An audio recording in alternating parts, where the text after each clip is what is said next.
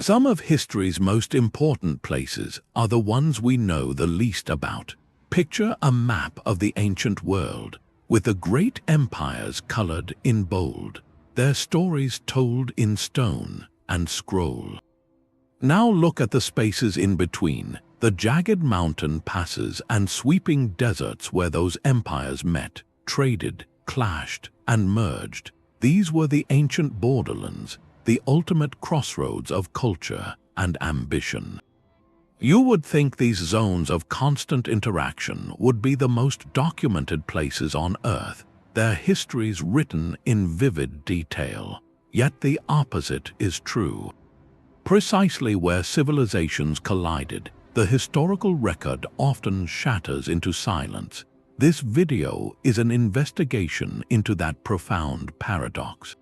By the end, you will understand the hidden forces that erase history and how modern science is pulling forgotten kingdoms back from the void. Why would evidence vanish exactly where people were most connected? How can a place be central to the story of empires, yet missing from the story itself? What does it mean for our understanding of the past when the spaces between the lines hold the deepest secrets? The borderland is not a line but a living membrane. Think of the space between two great empires like Rome and Parthia, or the Han dynasty and the nomadic Xiongnu confederation. This was not an empty no-man's land, but a vibrant, pulsing corridor.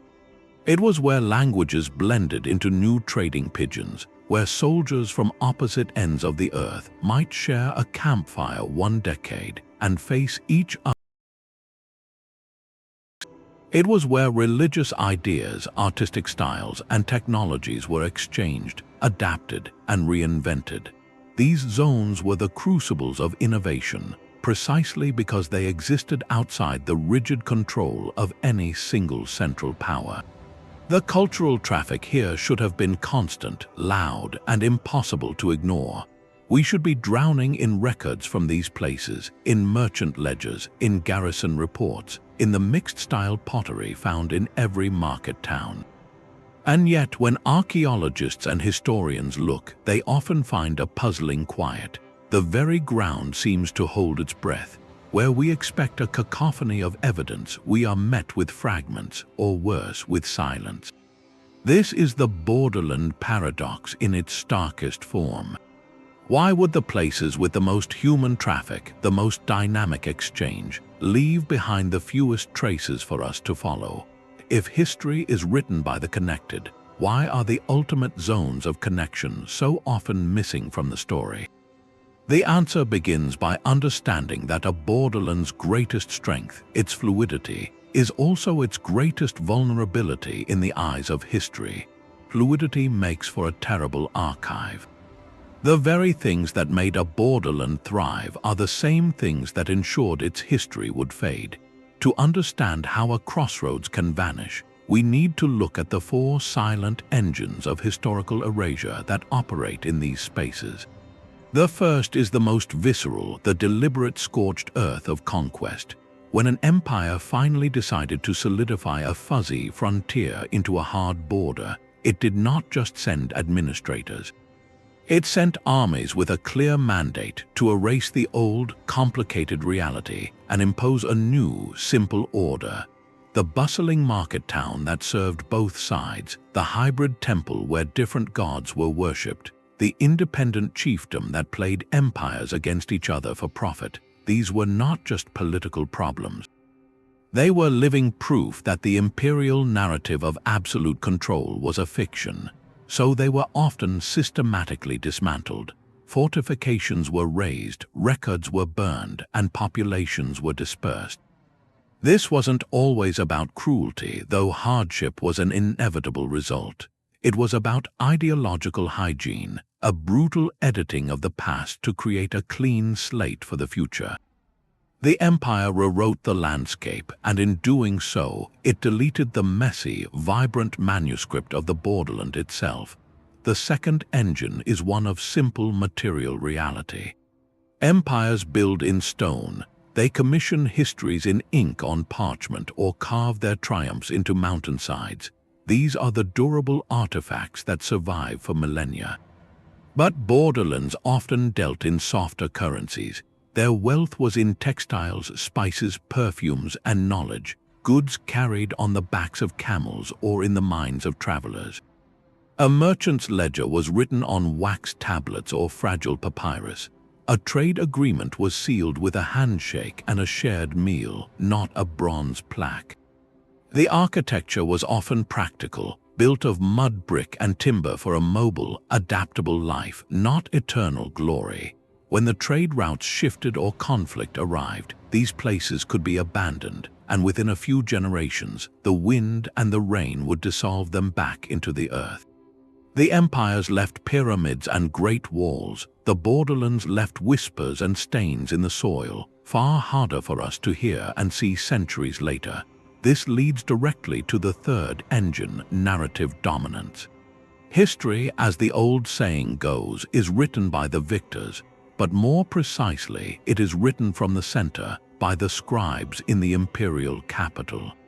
Their job was to record the glory of the emperor, the stability of the realm, and the submission of its enemies. The chaotic, negotiated, constantly shifting reality of the frontier was an administrative headache, not an epic poem. Why meticulously document the complex trade agreements with a minor hill chieftain when you could simply inscribe that the emperor's power stretched to the far horizon? The borderlands' truth was too nuanced, too contingent to fit into the official story, so it was smoothed over, simplified, or omitted entirely. Our window into the past is often this single, biased perspective, a view from the palace that renders the vibrant frontier as a blank, pacified space on the map. Finally, the people of the borderlands themselves mastered the art of strategic invisibility. Their greatest skill was adaptability, not monument building. In a world where claiming a fixed identity could make you a target of one empire or another, fluidity was a survival strategy. A community might speak 3 languages, worship a blend of deities, and pledge allegiance to whichever power was most advantageous at the moment. They were Romans when the tax collector came from the west, and Parthians when the cavalry arrived from the east. They left behind cultural fingerprints, not bold signatures, a mixed-style pottery here, a coin from a distant mint there. To an archaeologist looking for a clear, centralized state with palaces, a standardized writing system, and royal tombs, this can look like chaos, or worse, like nothing of significance was there at all. But this absence of traditional state markers is not an absence of history. It is the history of a people who chose to write their story in water, not stone, constantly changing to navigate the currents of empire. Their legacy is not in a ruined capital, but in the very languages we speak and the cultural ideas that flowed along the paths they walked. But the silence of a borderland is not absolute.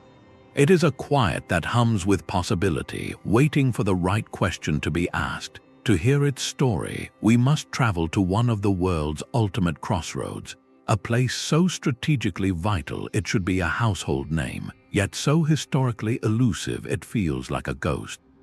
Between the Black Sea and the Caspian Sea, a colossal wall of rock and ice rises, dividing continents and cultures.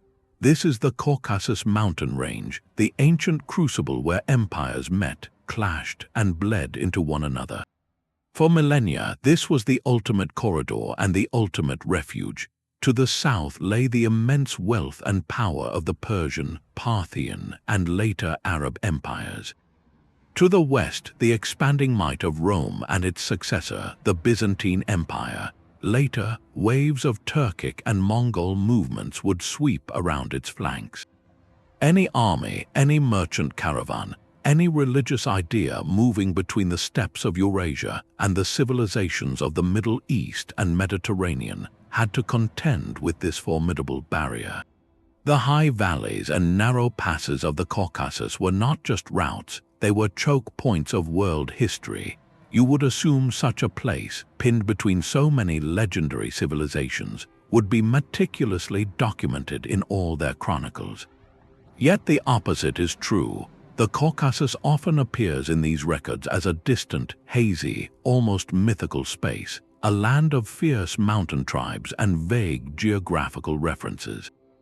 The empires wrote endlessly about their attempts to control it, but they wrote very little about the life within it. Why does a region of such profound strategic importance remain so shadowy in the historical record? The answer lies in its geography, which created a unique historical phenomenon. The Caucasus was not merely a borderland between empires, it was a world of its own, a mosaic of micro-kingdoms, independent principalities, and ancient communities, each tucked into its own nearly inaccessible valley. This made it a corridor for empires, but a fortress for the people who lived there. They were connected enough to absorb influences from all sides, yet isolated enough to forge something entirely unique, a cultural alloy that belonged to no single empire but to the mountains themselves. This very independence, however, made their history fragile. Their stories were written in local languages on perishable materials, not in the imperial stone of Rome or Persia. When we look at the ancient Caucasus, we are not looking at a blank space. We are looking at a palimpsest, a manuscript where the powerful, clear handwriting of empires has been written over a much older, fainter, and far more complex text. Our task is to find a way to read that hidden writing beneath. Two names emerge from the mist of the Caucasus, kingdoms that mastered the art of survival in the shadow of giants. To the east, nestled between the Caspian Sea and the mountains, was Caucasian Albania, a name now lost to all but historians. To the west, along the Black Sea coast, was the kingdom of Lazica, a realm of lush valleys and strategic ports. These were not backwaters. They were sophisticated states that understood their precarious position on the chessboard between Rome and Persia. Their entire history was a delicate, perpetual dance of diplomacy and defiance. A king of Lazica might pledge loyalty to the Roman emperor in Constantinople one year, accepting a title and military support, only to secretly entertain Persian ambassadors the next, playing the superpowers against each other to maintain a sliver of independence. They were masters of the calculated shift, their survival depending on an acute understanding of imperial politics from both capitals. This high-stakes balancing act extended into the spiritual realm. In the 4th century, as Christianity swept through the Roman Empire and began making inroads into Persia, the rulers of these borderland kingdoms faced a monumental choice. Adopting the new faith was not merely a matter of personal belief, it was a geopolitical declaration. By converting to Christianity, Caucasian Albania and Lazica were, in effect, signaling a cultural and political alignment with the Roman world. They built churches, established bishoprics, and created written scripts for their languages to translate religious texts, anchoring their identities to this new, powerful force. Yet this very act, meant to secure their place in a changing world, also sealed their historical fate in a peculiar way. The chronicles of their existence were written almost exclusively by their powerful neighbors. We know of Lazica's rebellions and treaties through the meticulous, and often frustrated, records of Byzantine historians. We learn of Caucasian Albania's conflicts from Persian royal inscriptions and later Arab geographers. These sources are invaluable, but they are fundamentally biased. They describe these kingdoms as client states, as rebellious provinces, or as strategic assets, rarely as complex societies with their own rich internal lives, laws, and traditions. The native voice is hauntingly absent. Where are the royal chronicles of the Albanian kings? Where are the epic poems of the Lazi people? They likely existed, written on parchment or vellum in scripts that faded or on materials that crumbled in the humid Black Sea air or were lost in the countless conflicts that swept the region. Their absorption into larger empires, first by the Byzantine and Persian spheres, and later by the tidal waves of new migrations and conquests, was a slow erasure. Their distinct political structures were dissolved, their unique scripts fell out of use, and their histories were folded into, and ultimately overshadowed by, the narratives of the empires that consumed them. We are left trying to reconstruct a symphony by listening only to the occasional, critical notes written in the margins of someone else's score. The silence surrounding them is not empty. It is a shaped silence, a void created by the very forces of imperial history that sought to define them. But perhaps the most profound archive of this forgotten borderland is not written on any page, but spoken in the air of its remote valleys. The Caucasus Mountains hold a secret in their very soundscape, a linguistic puzzle of staggering complexity. Within this single region, you can find languages from 3 completely distinct, unrelated language families, languages as different from each other as English is from Mandarin Chinese. Isolated in high mountain valleys are tongues from the northeast Caucasian family, like Lazica and Avar. Along the Black Sea coast and inland, you have the unique Kartvelian family, which includes Georgian with its own ancient and beautiful alphabet. And scattered throughout, you find Indo-European languages like Armenian and Ossetian. This isn't just a collection of dialects, it's a living museum of human movement and isolation. Each of these language families represents a deep layer of history, a chapter in the story of the borderland that was never officially recorded. Think of a valley protected by sheer cliffs and narrow passes. A community speaking a distinct language settles there, perhaps fleeing conflict on the plains below or following ancient migration routes. Then, centuries later, a new wave of people arrives, speaking a completely different tongue. They might conquer the lowlands, but that high valley remains a fortress, its language preserved like a fossil in amber. Over millennia, this process repeats, wave after wave of migration and conquest washing against the mountains, each leaving a linguistic watermark in a secluded gorge. The survival of these languages is a direct rebuke to the idea of imperial consolidation. Rome could build a road, Persia could send a satrap, but they could never fully homogenize the sound of these mountains. Every time a child learns one of these ancient, complex languages today, they are not just learning to communicate, they are reciting an unbroken line of cultural memory that empires could not erase. This linguistic diversity is the ultimate clue to the borderland's true nature. It proves that the Caucasus was never a passive space between empires, but a dynamic, layered world of its own, a refuge where countless communities wrote their history not in stone, but in grammar and song, preserving stories of arrival, resilience, and identity that the great chronicles of Constantinople or Ctesiphon never deemed important enough to write down. The mountains themselves hold the story in their stones. To walk an ancient pass in the Caucasus is to traverse a landscape of perpetual watchfulness. The archaeological evidence here is not of sprawling, confident cities, but of strategic, almost nervous architecture. You find the ruins of small, rugged fortresses perched on impossible cliffs, commanding a single twist in a river valley or a narrow defile. These were not imperial palaces, but guard posts and toll stations, built by local rulers or by distant empires trying to project power into a space they could never fully control. Their walls are thick, their gateways narrow, designed for a handful of determined defenders to hold back an army. They speak of a world where security was a local, immediate concern, where the threat could come from any direction at any time. Between these sentinel forts, the archaeology reveals something even more telling: the humble way station. These were modest compounds of a few buildings, often with evidence of metalworking, pottery repair, and animal stables. They were not destinations but vital pauses, places where caravans could rest, regroup, and trade under the protection of the nearest fortress lord. The goods found here are a testament to the incredible flow that passed through: fragments of Byzantine glass, shards of Persian pottery, and beads from as far away as India or Scandinavia, all mixed together in the same soil layer.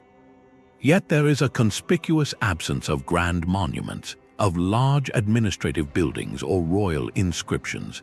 This was a landscape built for flow and defense, not for permanence and glory. The economy of this borderland is captured in another fascinating artifact, the coin hoard.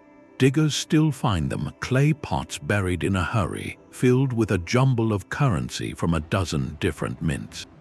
In a single hoard, you might find silver drachms of a Persian king rubbing against bronze coins of a Roman emperor, alongside crude local imitations struck by a mountain chieftain.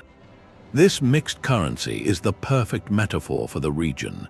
It shows a vibrant, functioning economy that operated across political lines, where a merchant had to be ready to accept payment in whatever form of money held value that week. But it also tells a story of instability. People buried their wealth when danger approached, hoping to return for it later. The fact that so many of these hoards were never recovered whispers of sudden, violent upheavals that scattered communities and erased plans. Each of these finds, the fortress, the way station, the coin hoard, is a powerful clue. They testify vividly to the constant tension and the relentless exchange that defined life between empires. But they also resist the historian's deepest desire to weave them into a single, clean narrative. The evidence points in 100 directions at once, belonging to no single story but to the moment, to the deal struck at a mountain pass, to the fear that prompted a hasty burial, to the pragmatic alliance that built a shared fortress wall. It is a history of episodes and transactions, not of dynasties and decrees, written in the language of geography and necessity rather than the language of the state. From the frozen corridors of the Caucasus, we journey to a borderland of a completely different nature, one defined not by mountains but by the absence of them. To the south, across the Persian Gulf and the Fertile Crescent, lies the Arabian Peninsula, and at its heart, a sea of sand known as the Rub al-Khali, the empty quarter. The name itself is a declaration of absence, a label given by outsiders who saw only a vast, inhospitable desert. But for the empires that ringed this peninsula, Rome to the northwest, Persia to the northeast, the kingdom of Aksum across the Red Sea, and the powerful South Arabian kingdom of Himyar in the mountains of Yemen, this was not an empty space. It was a frontier of a different kind, a permeable membrane where the rules of history were written not on stone but on the wind. The edges of the great desert were not barriers, but zones of contact crossed by the lifeblood of the ancient world, the incense caravans. Frankincense and myrrh, resins worth their weight in gold, flowed from the southern coasts of Arabia northward to the temples and markets of the Mediterranean and Mesopotamia. This trade created a network of oasis towns and way stations that functioned like islands in a sandy ocean, connecting empires that never directly touched. The people who mastered this landscape were not settled kings in palaces, but nomadic tribes whose kingdoms were measured in knowledge, the knowledge of hidden wells, shifting dunes, and the stars that guided them across trackless expanses. Their history was not inscribed on monuments, it was carried in poetry, genealogy, and spoken agreement, an oral and ephemeral record that could vanish as completely as a footprint in a desert storm. This presents us with the borderland paradox in its most extreme form. How do we recover the history of a place where the primary medium of memory was human breath, and where the most important structures were tents, not temples? The silence of the desert frontier is not one of emptiness but of a different frequency, a history told in patterns of migration and the echoes of old trade routes rather than in dated royal decrees. To find it, we must learn to read the landscape itself and listen for the faint, enduring signals in the very things these empires left behind. The desert silence was broken by the genius of water. In the arid borderlands between empires, control was not measured in acres of land, but in mastery over the few precious sources of life. This mastery gave rise to the most spectacular paradoxes of the ancient world, the caravan cities. Two names shine brightest from the dust: Petra and Palmyra, monuments of stone that seem to shout their permanence against the vast, transient sea of sand. These were not capitals of traditional empires, but brilliant inventions of the borderland, oasis metropolises that grew fabulously wealthy by doing one thing better than anyone else: connecting everyone. Petra, carved into the rose-red cliffs of southern Jordan, was the nexus where the incense trails from southern Arabia met the trade routes heading to the Mediterranean ports of Gaza and Damascus. Palmyra, a green island in the Syrian desert, sat at the exact midpoint between the Roman-dominated Mediterranean and the Persian-controlled Euphrates River valley.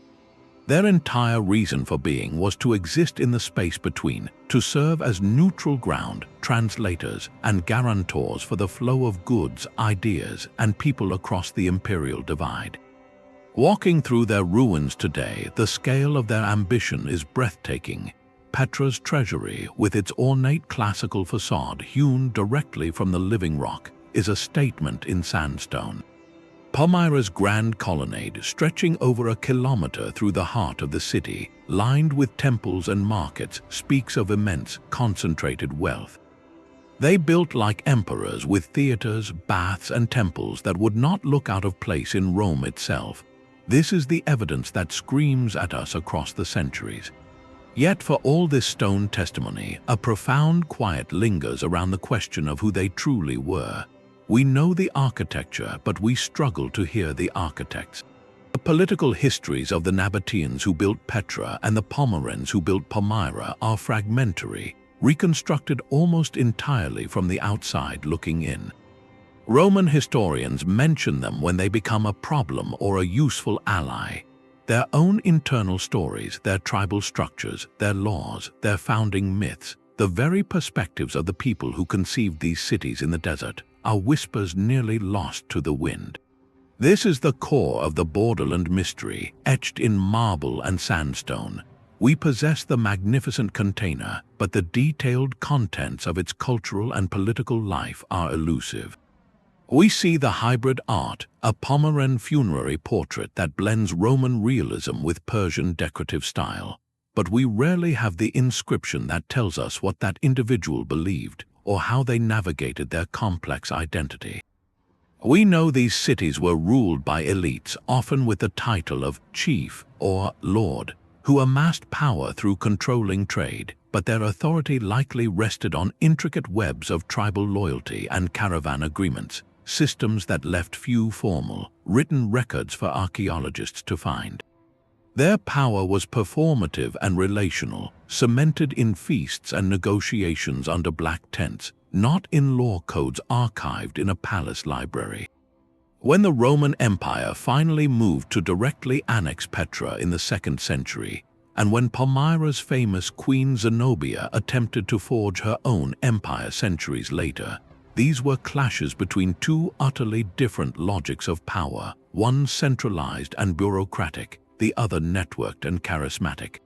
The monumental ruins we admire are the fossilized shell of a unique and sophisticated civilization that operated by its own rules, rules that the empires on either side never fully understood, and that history, written from the centers of power, never fully bothered to record. The stones of Petra and Palmyra stand as majestic, silent witnesses to a brilliant, borderland way of life that mastered the space between worlds, only to have its own voice drowned out by the very empires whose trade made it rich. South of the desert, where the incense trails began, a different kind of borderland power rose from the mountains of Yemen. The kingdom of Himyar stands as one of history's great enigmas, a sophisticated civilization that for centuries commanded the lucrative trade routes of southern Arabia, yet whose own story remains frustratingly incomplete. While Petra and Palmyra thrived in the spaces between empires, Himyar was itself a formidable kingdom, yet it existed in a constant state of negotiation with the giants that surrounded it. To its north and west lay the spheres of influence of the Roman, later Byzantine, Empire. To its northeast was the perennial power of Persia, Across the narrow Red Sea was the Christian kingdom of Aksum in modern-day Ethiopia. Himyar's position was not one of passive in-betweenness, but of active, strategic engagement with all these forces. It was a borderland actor playing a high-stakes game on a continental board, and its choices would ultimately define its legacy and its mysterious end. The most startling clue to Himyar's unique identity is found not in its architecture, but in its faith. Sometime around the 4th century, the ruling elite of this Arabian kingdom made a remarkable conversion, not to Christianity or to the polytheistic traditions of their neighbors, but to Judaism. This was a profound geopolitical statement. In a region where faith and political allegiance were deeply intertwined, adopting Judaism set Himyar apart.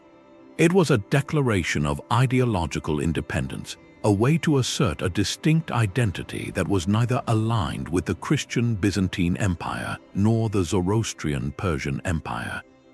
They built synagogues and used the monotheistic language of the Lord of Heaven in their inscriptions, creating a powerful, unifying state religion. This Jewish kingdom in the heart of Arabia became a major power, controlling trade and projecting its influence across the peninsula. For a time, it seemed Himyar had mastered the borderland formula, using a unique cultural identity to maintain its sovereignty amidst the pressure of competing empires. This equilibrium could not last forever. The kingdom's very success made it a target. In the 6th century, the tensions inherent in its borderland position erupted into devastating conflict. The Christian kingdom of Aksum, with backing from its Byzantine ally, launched a series of invasions across the Red Sea. After periods of struggle, the Aksumites eventually succeeded in toppling the Himyarite ruling dynasty. In the wake of this conquest, the religious landscape shifted once more, with Christianity becoming the dominant faith of the new regime. The narrative we have of these pivotal events, however, is deeply lopsided. Our main sources are external, written by Byzantine historians and Aksumite chroniclers celebrating a Christian triumph. They frame the conflict in stark, religious terms as a righteous campaign. The internal Himyarite perspective, the experience of this kingdom as it faced invasion and the collapse of its royal house, is almost entirely missing. We have their stone inscriptions which speak of building projects and dedications to God, but not the royal annals that might have described their final years. The silence here is the sound of a history overwritten by the victor's story. The kingdom's final act is shrouded in even deeper mystery. After the Aksumite intervention, Himyar entered a period of decline and fragmentation. Then, within a few generations, the entire political and social order of southern Arabia seems to have unraveled. While historians note several factors, including possible shifts in trade routes and regional environmental changes, the precise sequence of its final dissolution is lost. What was it like in the last days of the Great Dam at Marib, a marvel of engineering that had sustained the kingdom's agriculture for centuries? How did the society that had built it cope with its weakening? We do not have a Himyarite account of their own fading. The great gap in our knowledge is a poignant reminder of the fragility of borderland histories. Himyar was not a forgotten backwater. It was a major regional power whose decisions influenced the balance of empires. Yet, because its native historical tradition did not survive in a continuous, written form, we are forced to piece together its magnificent puzzle using the scattered fragments it left in stone and the often biased reports of its rivals and conquerors. We see its shadow moving across the stage of history, but the detailed script of its internal life, its triumphs and its fears, has largely vanished, leaving us to wonder about the full weight of a kingdom that chose its own path between the world's great powers. Power built on mobility leaves few footprints in the sand. For every spectacular Petra, there were a dozen powerful desert kingdoms that never carved a single monument because their strength was not in stone but in movement and loyalty. To understand the ultimate challenge of the missing borderland archive, we must look beyond the great caravan cities to the true masters of the arid frontier, the nomadic confederations. Their stories are perhaps the most elusive of all. Consider the Lakhmids and the Ghassanids, two Arab dynasties that rose to prominence in the centuries just before the rise of Islam. They did not emerge in a vacuum. They were direct products of the Imperial borderland, specifically the relentless Cold War between the Byzantine and Persian empires. Each superpower needed a way to project influence and secure its desert frontiers without stationing expensive, vulnerable legions in the middle of nowhere. Their solution was to sponsor powerful Arab tribal confederations as client states, as buffers and early warning systems. The Persians backed the Lakhmids, whose sphere of influence centered on Al-Hurra in southern Mesopotamia. The Byzantines sponsored the Ghassanids, who operated from the Syrian desert. These were not puppet rulers. They were sophisticated political and military partners, granted titles, subsidies, and a degree of autonomy in exchange for managing the tribes, policing the trade routes, and holding the line against the rival empire's clients. The Lakhmid and Ghassanid kings commanded formidable armies of highly mobile cavalry. They presided over elaborate courts that became centers of Arabic poetry and culture, and they wielded real political power that could make emperors in Constantinople or Ctesiphon take notice. Yet, if you went looking for the capital of the Ghassanid kingdom, you would not find a grand city. Their power was not anchored to a place but to people and networks. A Ghassanid phylarch or king might hold court in a seasonal encampment, a gathering of black tents that could be packed onto camels and moved in a matter of days. His authority was not recorded in land deeds or stone inscriptions, but in complex, ever-shifting alliances with dozens of tribal sheikhs, sealed by marriage, gift-giving, and the shared memory of past campaigns. This was a political system written on the wind. It produced breathtaking oral poetry that celebrated lineage and valor, but it did not produce centralized archives, tax rolls, or royal chronicles. The history of these dynasties survives almost entirely in the records of their imperial patrons and their enemies. We know about a Lakhmid king's military campaign because a Byzantine historian wrote about fighting him. We learn of a Ghassanid leader's piety from a chronicle in Constantinople praising his loyalty to the Christian faith. Their own perspective, their internal politics, their reasons for shifting alliances, the view from inside the royal tent, is a profound silence. This is the nomadic paradox. Their mobility was their superpower, allowing them to control vast territories and outmaneuver conventional armies.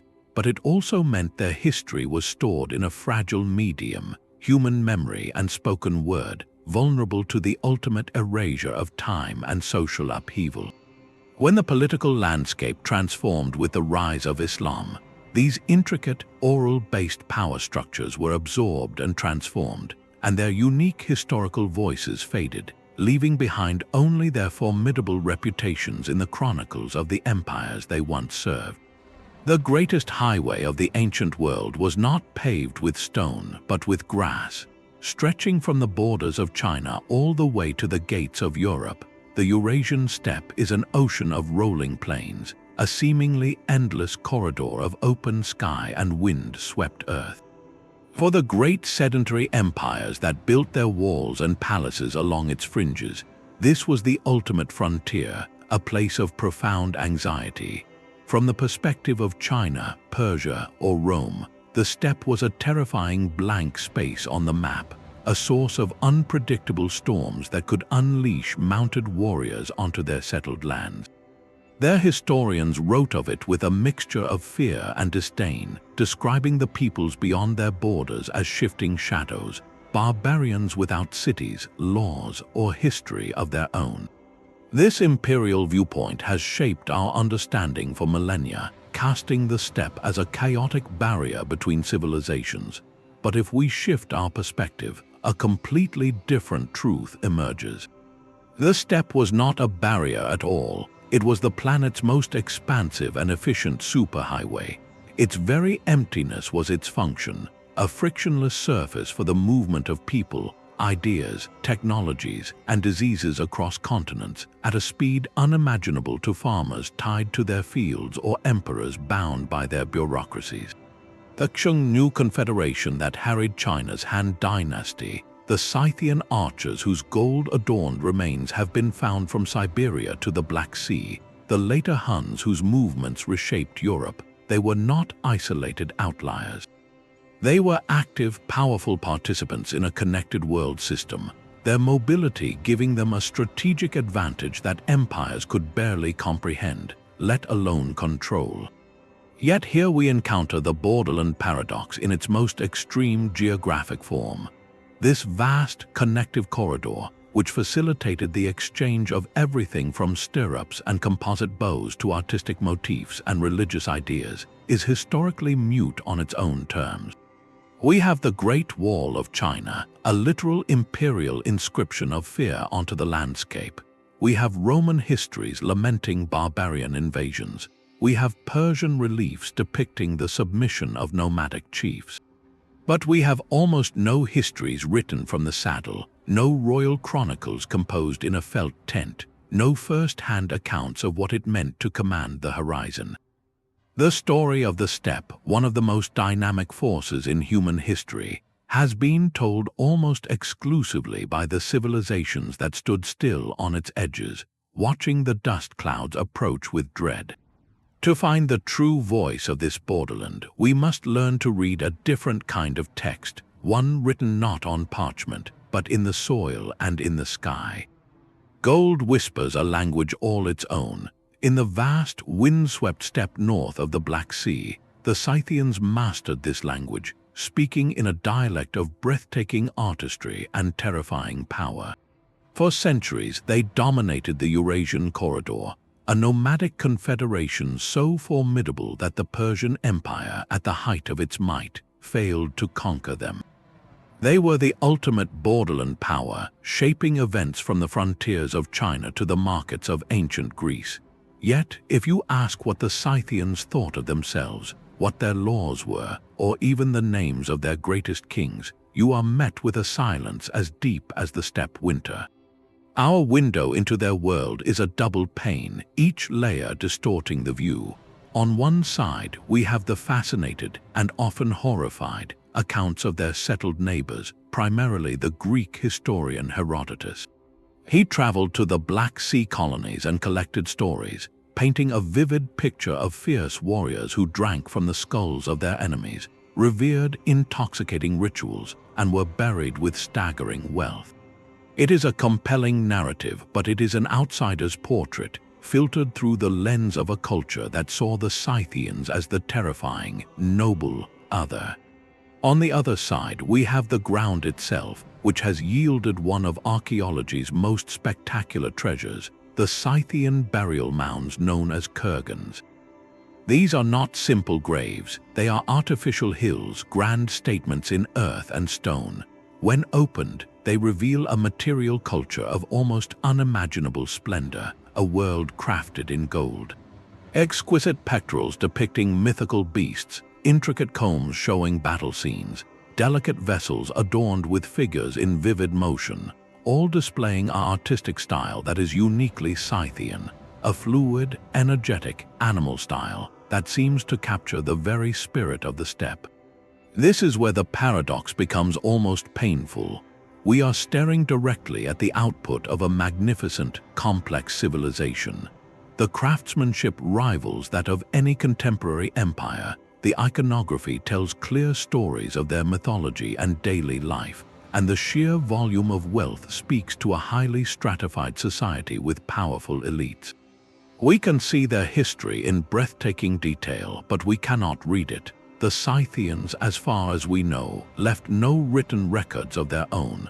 The few inscriptions we have are in the languages of their neighbors, like Greek.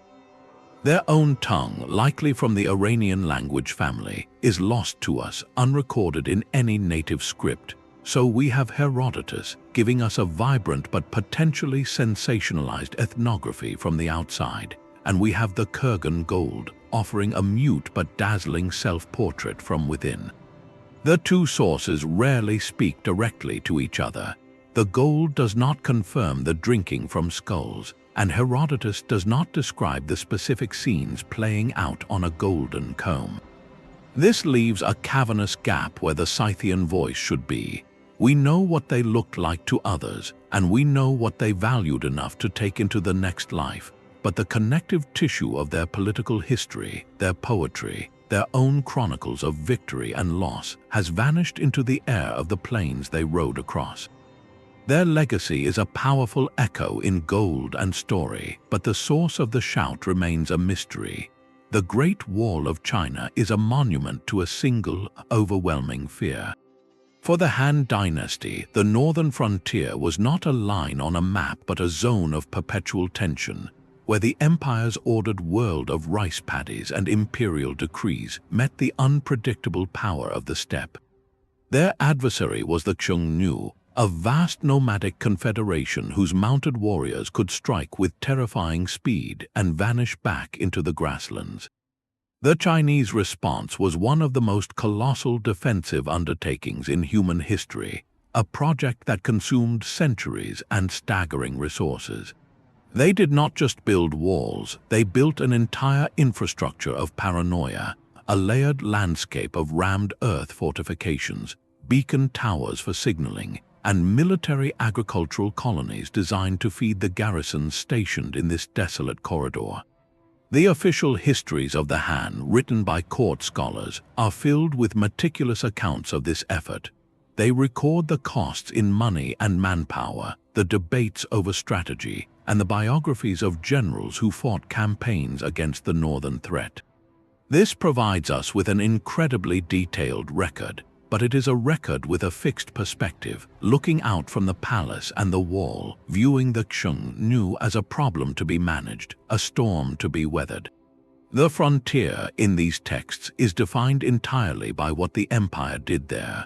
From the other side of the wall, the story looks utterly different and sounds utterly different because we have almost no words from that side at all. The Xiongnu left no written chronicles of their own. Their history, as told by their enemies, paints them as a faceless horde, a force of nature rather than a political society. But the ground tells a different tale. In the valleys of modern-day Mongolia and southern Siberia, archaeologists have uncovered the remains of Xiongnu elite tombs and settlements. These sites reveal a complex, stratified civilization capable of remarkable organization. They were not simply scattered bands of raiders. They built wooden-framed tombs for their leaders, deep shafts lined with timber and covered with stone mounds. Inside, they placed goods that speak of extensive trade networks and sophisticated craftsmanship, Chinese lacquerware and silks alongside locally made gold ornaments and heavy felt textiles. The presence of Chinese luxury goods is particularly telling. It shows these were not just spoils of raid, but items acquired through the very diplomacy and regulated border trade that the Han histories document from their side. The Xiongnu had a political structure strong enough to engage in sustained negotiation with an empire, and an economy diverse enough to include craft specialization and long-distance exchange. We can see the shape of their power in the way these tombs cluster in certain ritual landscapes, suggesting central places of importance. We can infer their social hierarchy from the differing wealth in burials. Yet for all this physical evidence, the internal voice of the Xiongnu Confederation remains silent. We do not know how they referred to themselves. We cannot read a single law or treaty from their perspective. We have no account of why they unified under a charismatic leader known as the Xiongnu, or how they viewed their own seasonal movements across the land they dominated. The archaeological record gives us their skeleton, a magnificent and complex one, but the Han histories provide only a caricature of their flesh and spirit. This creates a profound historical asymmetry.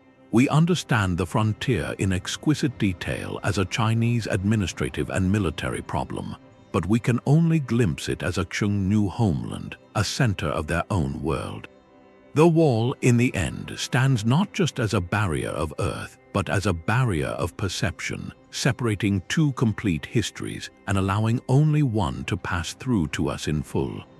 The Huns did not simply cross a frontier, they tore the map itself to shreds. In the waning years of the 4th century, something erupted from the Eurasian steppe with a violence that shattered the ancient world's political order. Roman historians who had chronicled barbarian threats for centuries wrote about the Huns with a new kind of terror. They described them as almost subhuman, warriors who seemed to live on horseback, whose faces were deliberately scarred in infancy, and who struck with a speed and ferocity that left legions helpless. To the Romans and to their Persian rivals to the east who also felt the shockwave, the Huns were a cataclysm, a force of nature that had bypassed all the established rules of borderland diplomacy and warfare. They were the ultimate paradox, a borderland phenomenon that did not negotiate with empires but fundamentally broke them. Their sudden, terrifying appearance in the historical record presents us with the most severe version of the mystery we have been exploring. Here is a people who altered the course of European and Near Eastern history, who pushed entire nations before them in a great migration, who extorted vast sums of gold from both Rome and Constantinople, and yet when we try to look for them directly, they dissolve into mist. Who were they really, and why is the historical and archaeological trail so impossibly cold? The first and most profound challenge is one of origins. Where did the Huns come from? Roman sources offer only vague, apocalyptic directions, saying they emerged from the frozen lands beyond the Sea of Azov. Later traditions, written centuries after the fact, would tenuously link them to the Xiongnu confederations that had battled China's Han dynasty centuries earlier, a connection that remains hotly debated and unproven. The truth is, the Huns seem to have coalesced not from a single ethnic source, but from the chaotic ferment of the steppe itself. They were likely a new political and military confederation, a super tribe forged from many different groups swept up in a movement of unprecedented scale and momentum. Their unity was not based on a shared ancient ancestry, but on the magnetic power of success and the charisma of ruthless leadership. This makes them impossible to pin down with a simple label. To call something Hunnic is not to identify a distinct culture in the way we can identify Roman or Persian artifacts. It is to identify a political and military movement that adopted, absorbed, and repurposed whatever it encountered on its devastating march westward. Their identity was a verb, not a noun, defined by action and allegiance, not by a fixed set of cultural traits. This fluidity creates an archaeological nightmare. Across the vast territories the Huns are said to have dominated, from the plains of Hungary to the edges of the Caucasus, archaeologists have found plenty of evidence of turmoil and new burial practices in the 4th and 5th centuries. They find graves with artificially deformed skulls, a practice of cranial binding that produces a distinctive, elongated shape. They find composite bows, intricate horse gear, and gold ornaments that speak of a mounted elite. The problem is, none of these things come with a tag that says made by the Huns. Skull deformation was practiced by various steppe peoples. The artistic styles on the gold, often called polychrome for its use of colored inlays, shows influences from Persia, the Germanic world, and the steppe, a hybrid aesthetic perfect for a hybrid power. We can point to a cluster of incredibly rich burials, like the famous find at Pannonhalma in modern Hungary, filled with gold and weaponry, and say this looks like the tomb of a supremely powerful Hunnic chieftain. But we cannot say for certain. The evidence is circumstantial, fitting the time and place of Hunnic dominance, but refusing to declare its name. The Huns, it seems, built their empire on movement and tribute, not on cities, administrative centers, or a standardized material culture that would leave a clear fingerprint. Their most lasting monument was not a building, but a demographic and political earthquake whose aftershocks reshaped a continent. This brings us to the final, tantalizing layer of the enigma: leadership. The Huns storm into history as a collective nightmare, but they are remembered by a single legendary name, Attila. By the middle of the 5th century, the Hunnic Confederation had reached its zenith under his rule, controlling a vast, informal empire that stretched from the Rhine to the Caspian Sea, and holding both the Eastern and Western Roman empires in a state of terrified tribute. Attila was no mindless destroyer, he was a shrewd political operator. He used the threat of his mobile army to extract enormous annual payments of gold from Constantinople, and he engaged in complex diplomacy, even offering to marry the sister of a Western Roman emperor as part of a breathtaking power play. For a moment, the ultimate borderland phenomenon had become the central power, the arbiter between the fading giants of Rome and Persia. Yet, even with Attila, the fog does not fully lift. Our sources for his court, his personality, and his intentions are all written by his enemies and victims, Roman diplomats and historians who visited his camp of wagons and felt tense. They describe a man of simple tastes amid great splendor, a leader who could be both cunning and prone to rage, but this is still the view from outside the tent. We have no Hunnic poetry praising Attila's lineage, no chronicle of his rise to power from within the Confederation, no record of how he managed the fragile alliance of diverse tribes that made up his strength. His death in 453, following a sudden nosebleed on his wedding night, reads like a cryptic punchline to a joke we never heard the setup for. Without his unifying force, the Hunnic Empire fragmented almost overnight, its components scattering and being absorbed by the very societies it had dominated. The silence that follows is absolute. The Huns vanished from the stage as abruptly as they entered, leaving behind a changed world, a legendary name, and a historical ghost story written in the fear of their enemies and the ambiguous treasures buried in the earth. They are the purest, most extreme example of the Borderlands' ability to generate world-altering power from a source that history itself can barely see. The environment itself can be a silent editor of history.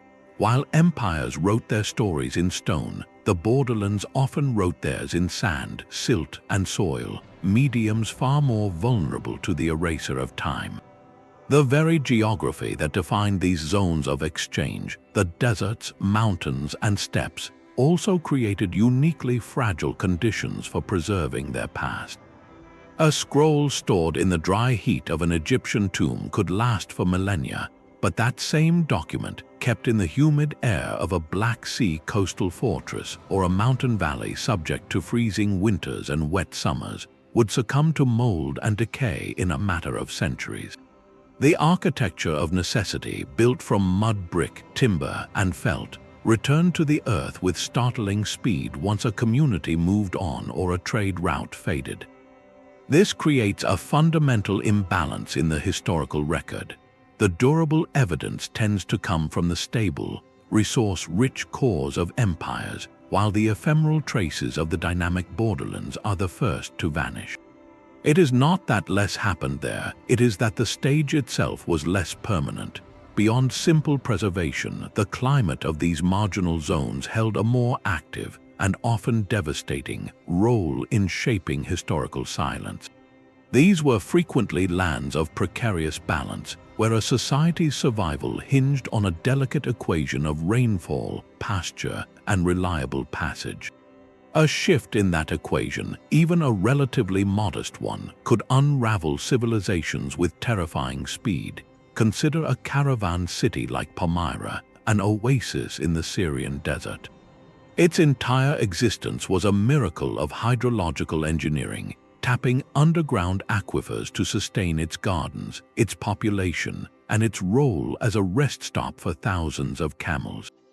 Research suggests that periods of prolonged drought or a gradual drop in the water table would have been catastrophic, not with a dramatic bang, but with a slow, suffocating squeeze. Trade would become riskier and more expensive as wells ran dry along the routes. The city's agricultural base would shrink, leading to scarcity and social strain. The very reason for its wealth would evaporate.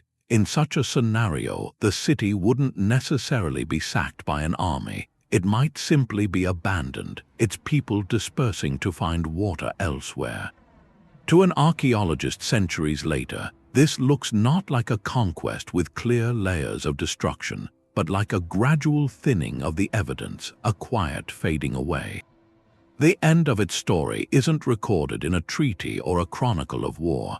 It is written in the silent, deepening layers of dust and the encroaching sand that eventually filled its grand colonnade. On the steppe, the relationship between climate and survival was even more direct and volatile. The nomadic empires that commanded the grasslands lived in a symbiotic relationship with their environment, their movements dictated by the seasonal growth of pasture for their vast herds.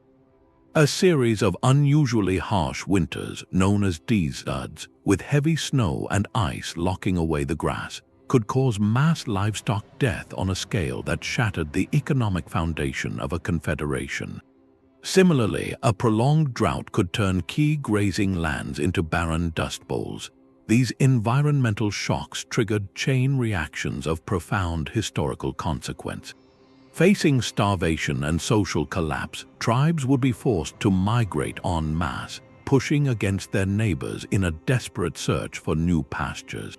This domino effect of displacement could send shockwaves across continents, pressing one group into another until the pressure finally erupted against the settled frontiers of China, Persia, or Rome.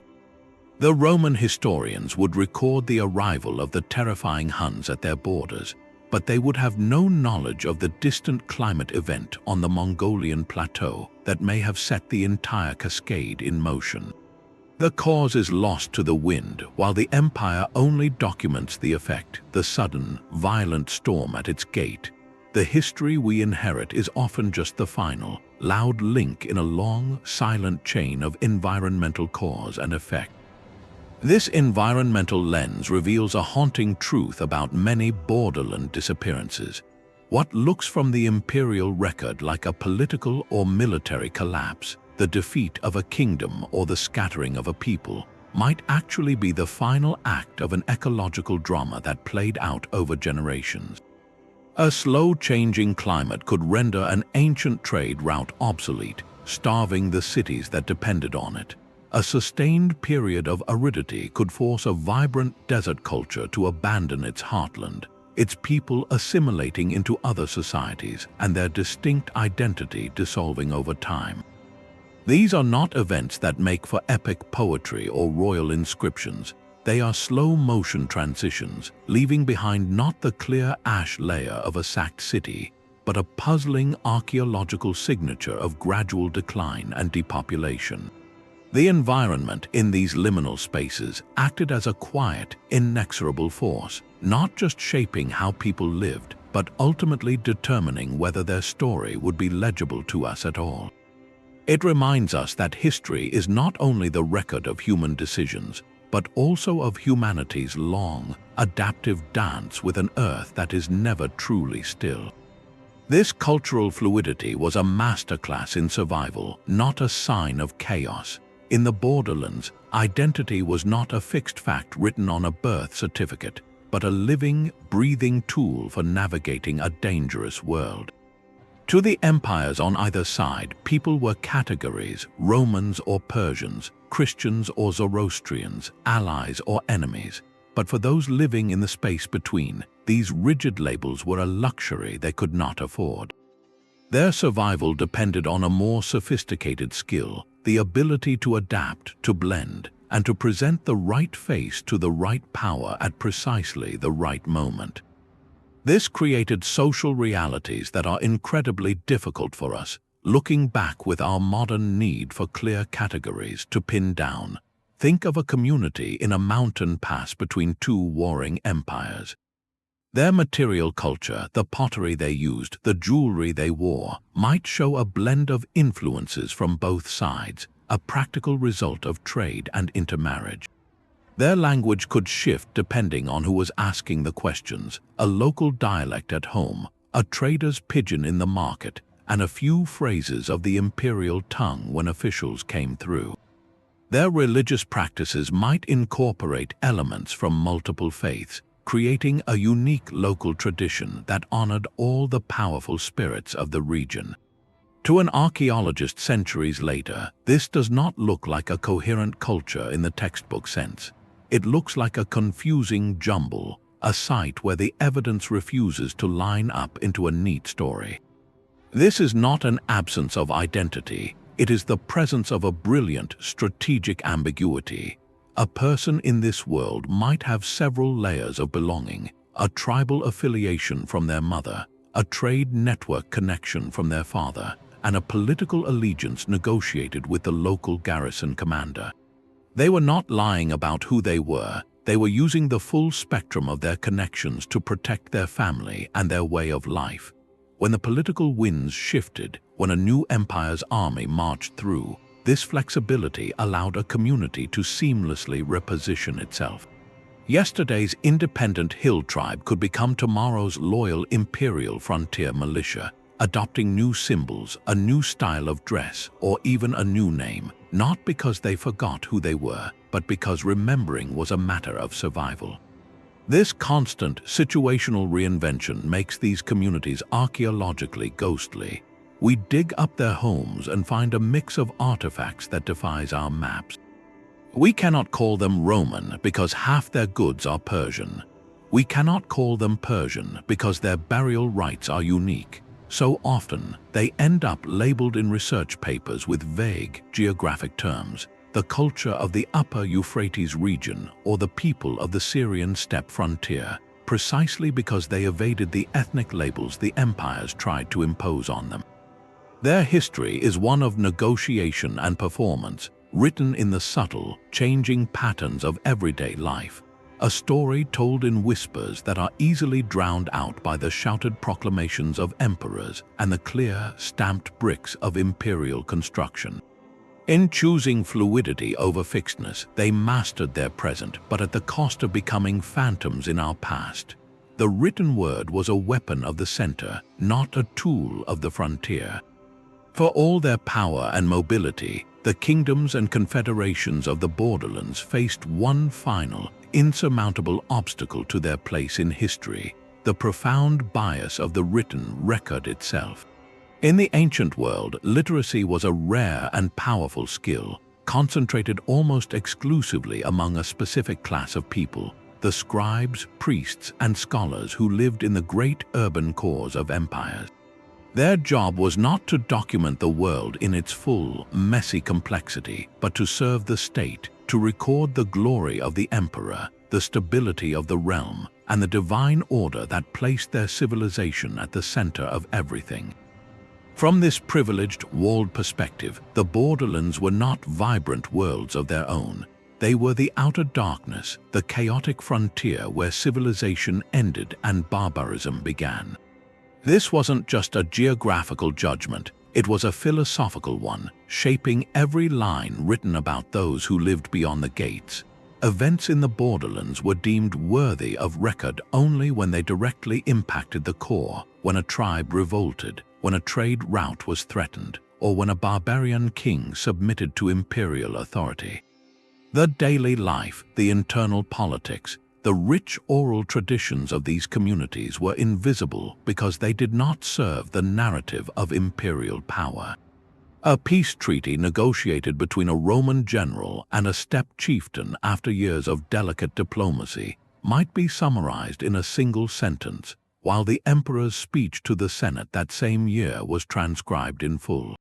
The Borderlands' intricate reality was reduced to a footnote in someone else's story. Even worse, when Borderland peoples did appear in these texts, they were often described through a thick lens of stereotype and dehumanizing caricature. The nomadic herder became the faceless, savage horseman. The hill tribe defending its homeland became treacherous bandits. The sophisticated trader became a greedy, untrustworthy merchant. These were not portraits of real people with agency, strategy, and culture. They were literary tropes, convenient villains or noble savages used to highlight the virtue and order of the empire writing the history. This erasure of agency is perhaps the most damaging legacy of this bias. We read of barbarian invasions as mindless natural disasters, rather than calculated migrations driven by environmental pressure, political ambition, or the lure of wealth. We learn of client kings as passive puppets, ignoring the shrewd diplomacy they practiced to play empires against each other for their own survival. The written record, in its quest for a clean, centralized narrative, systematically stripped the borderlands of their voice, their complexity, and their rightful role as active shapers of history. It created a world where only the settled, the urban, and the literate were considered fully human, and where the dynamic, negotiated existence of the frontier was dismissed as mere background noise. To recover these lost stories, we must learn to read between the lines of empire, to listen for the echoes in the archaeology, and to question the very framework that declared so much of the human experience unworthy of being remembered. The rediscovery of these lost borderlands did not begin with a neutral, scientific curiosity. When European scholars and adventurers first began systematically exploring the ruins of the Near East and Central Asia in the 19th century, they arrived with maps already drawn in their minds, maps colored by colonialism and rising nationalism. Their spades were guided not by a desire to understand the complex tapestry of the frontier, but by a mission to claim the past for the present. For colonial powers like Britain, France, and Russia, archaeology became another tool of imperial prestige, a way to demonstrate their superior connection to the classical civilizations they saw as the foundation of their own culture. An excavator at a site in the deserts of the Levant or the mountains of Anatolia was not primarily looking for the unique story of a place like Palmyra. He was searching for evidence of Greek or Roman presence, for inscriptions in Latin that would tie this distant land to the narrative of Western civilization. A beautiful mosaic or a statue fragment was celebrated not for its local artistry, but for how closely it mirrored styles from Rome or Athens. This lens actively filtered out the very evidence of hybridity and independence that defined the borderland. The local, the mixed, the seemingly barbaric was often overlooked, discarded, or misinterpreted as a crude imitation of the superior imperial model. The goal was to chart the extent of classical influence, to draw lines on a map showing how far the light of Rome or Greece had reached, effectively recolonizing the ancient landscape with modern ideological borders.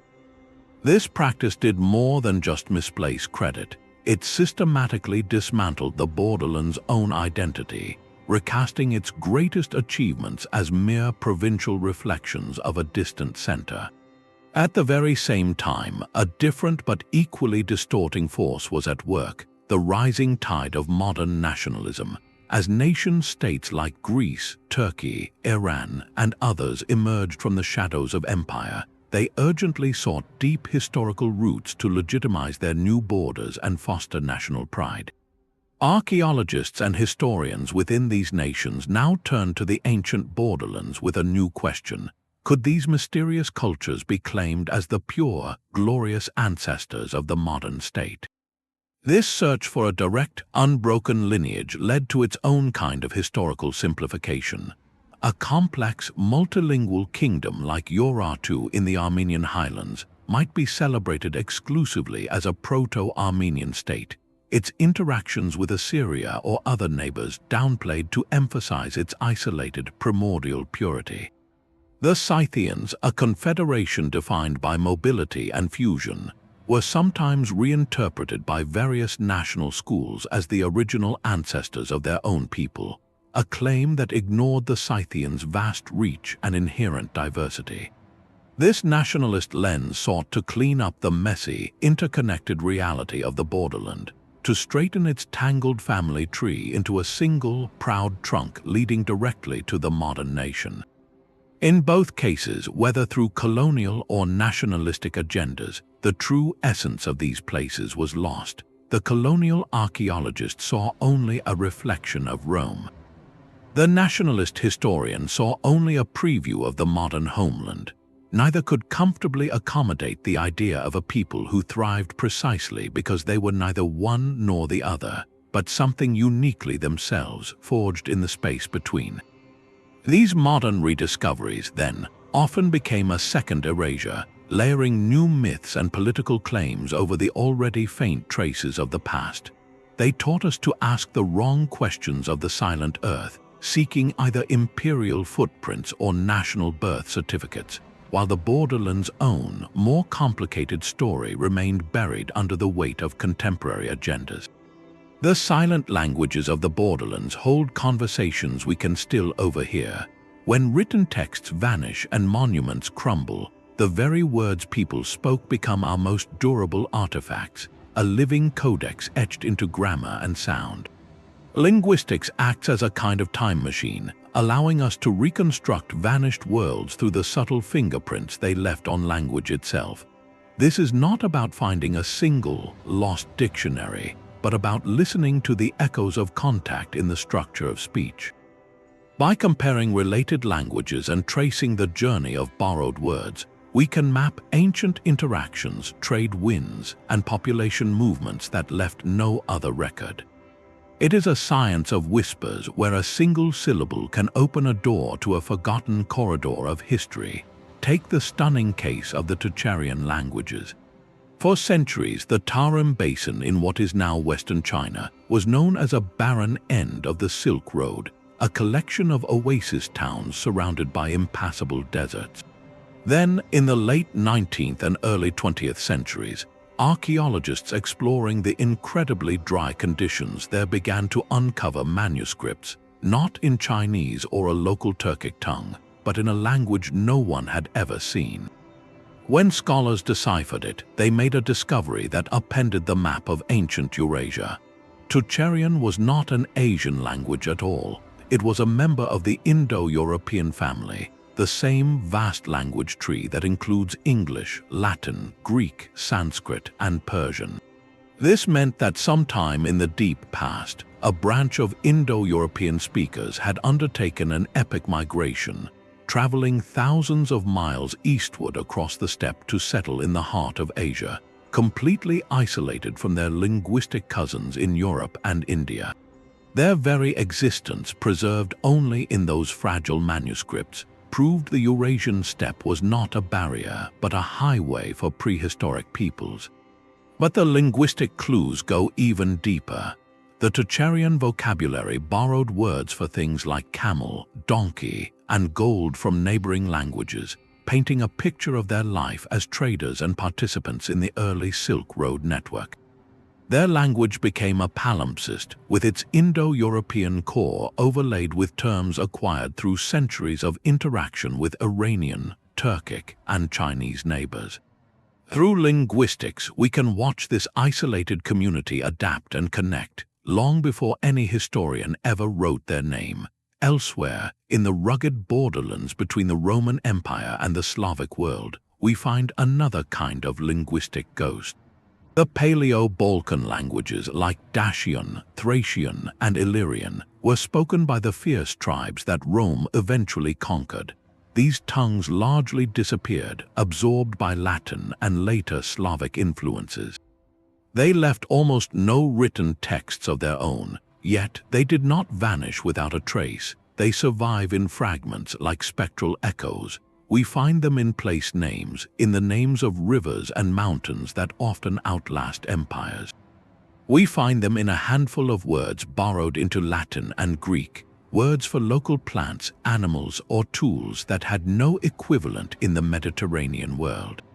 And perhaps most tellingly, we find them in substrate influences, subtle shifts in the grammar or pronunciation of the languages that replaced them, like a faint accent persisting in a region long after its original speakers are gone.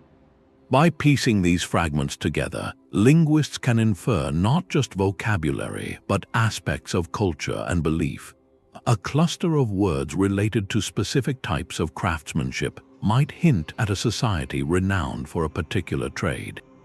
Shared terms for religious concepts across several fragmentary languages can suggest a common spiritual heritage in the region before outside influences arrive. Each borrowed word is a fossilized handshake, a moment of contact between cultures.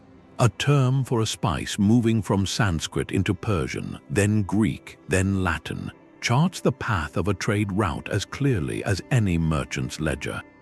A word for a political concept like king or treaty spreading from one language family to another signals not just contact but deep cultural and political influence. In the utter silence of the unwritten past, these linguistic clues become shouts. They allow us to hear the murmur of conversations in ancient marketplaces, to sense the movement of ideas alongside goods, and to finally give voice to peoples whom history tried to render mute. The borderland did not need a scribe to record its story. It wrote its history directly into the DNA of human speech, and we are only now learning how to read it. The story of these borderlands is now being written in a code far older than any alphabet. A scientific revolution is quietly unfolding in laboratories, one that reads history not in stone or parchment, but in the very blueprint of life itself. This field, archaeogenetics, analyzes ancient DNA recovered from human remains, and it is providing a startling new witness to the past, one that speaks with a clarity and independence that can confirm, complicate, or completely rewrite the narratives we thought we knew. For the shadowy realms between empires, this science is like turning on a light in a room we had only ever explored by touch. It allows us to trace the actual movements of people, not just their pots or their swords, across generations and vast distances. The genetic story is one of deep ancestry, of pulses of migration, and of intimate mixture, revealing a biological truth that often exists in a fascinating tension with the stories cultures told about themselves. Where an empire's chronicles might speak of pure, unbroken lineages or the defeat of foreign hordes, DNA can reveal a far more interconnected and fluid human reality. It provides a dataset completely separate from biased historical accounts or ambiguous archaeological finds, a kind of internal passport stamped at every major junction in a population's journey. Nowhere has this new evidence been more transformative than in the understanding of the ultimate historical corridor, the Pontic-Caspian steppe, the grassy sea north of the Black and Caspian Seas. For centuries, this region was seen through a fog of myth and fear by its settled neighbors, but genetics has begun to map its human highways with stunning precision. Studies of ancient remains from these burials show a dynamic picture of westward expansion that fundamentally reshaped Europe. The data reveals not a single, simple wave, but a complex series of movements, where populations from the eastern steppe carried distinct genetic signatures into Central Europe, mixing with local farming communities. This genetic signal aligns powerfully with the archaeological spread of what we call the Yamnaya culture, known for its distinctive burial mounds and wheeled vehicles. The DNA evidence provides the missing demographic engine for this profound cultural shift. It suggests that the story of the European Bronze Age and the origins of many Indo-European languages is deeply tied to these prehistoric migrations from the steppe borderlands. But the genetic narrative does more than just confirm a migration. It reveals its intimate consequences. The data shows significant admixture, meaning these incoming steppe populations did not simply replace the people already living there. They intermixed with them, creating new genetic profiles that carried forward through time. This biological blending is the silent counterpart to the cultural and linguistic blending we infer from archaeology. It tells us that the frontier was not just a zone of conflict, but also, fundamentally, a zone of family. A child buried with steppe-style ornaments in a Danube Valley grave might carry the genetic heritage of both a Yamnaya pastoralist from the east and a Neolithic farmer whose ancestors had tilled that soil for millennia. This single individual becomes a living testament to the deepest kind of borderland exchange. Yet this powerful new tool also introduces profound complexities. Genetic data can identify a movement of people, but it cannot tell us what language they spoke, what gods they worshipped, or how they identified themselves. It shows biological ancestry, not cultural identity. A person carrying a high proportion of steppe-related DNA might have considered themselves entirely part of the local community, speaking its language and following its customs. Furthermore, the science forces us to confront difficult questions about the relationship between genes, culture, and power. Does a genetic shift in a region always mean conquest or replacement? Or could it sometimes reflect the rising social status and reproductive success of a small, incoming elite whose cultural practices became fashionable? The DNA gives us the outline of the demographic story, but the human motivations, the social negotiations, and the lived experiences that filled in that outline still require the careful work of archaeologists and historians to interpret. The promise of archaeogenetics for borderland studies is immense. It can test long-held theories, like the possible connections between the Xiongnu of the eastern steppe and the Huns of the west, by searching for shared genetic threads across time and space.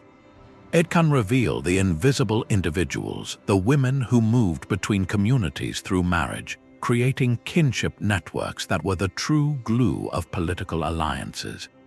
It can detect the subtle traces of a small, influential group that left a disproportionate genetic legacy, hinting at social structures we had no other way to see. As we learn to read this most intimate archive, written in the nucleus of every cell, we are gaining the ability to hear the Borderlands story in a voice it never knew it had, a voice that speaks of deep origins, long journeys, and the inseparable weave of human populations across the spaces where empires merely saw dividing lines. Perhaps the greatest illusion in history is the idea of a clean ending. When we read of a kingdom's fall, we picture a final battle, a sacked capital, a last king led away in chains, and then silence. The story stops. This dramatic, satisfying arc is how empires recorded their own triumphs and the defeat of their rivals. But in the Borderlands, this theatrical notion of collapse often obscures a far more interesting and enduring reality. What looks from the imperial record like a sudden disappearance, a civilization blinking out of existence, might actually be something else entirely, a strategic metamorphosis. When the pressure from neighboring empires became too great, or when the environmental or economic foundations of a centralized state crumbled, the most resilient response was not always to stand and fight to the last stone. Sometimes it was to dissolve, to shift shape, to trade the vulnerability of a palace for the durability of a network. This is the Borderlands' final, masterful adaptation, retreating from the spotlight of written history not into oblivion, but into a form of existence that empires could no longer see or even properly comprehend. The state, with its taxes, its monuments, and its need for clear borders might vanish, but the people, their social bonds, their knowledge of the land, and their cultural traditions did not.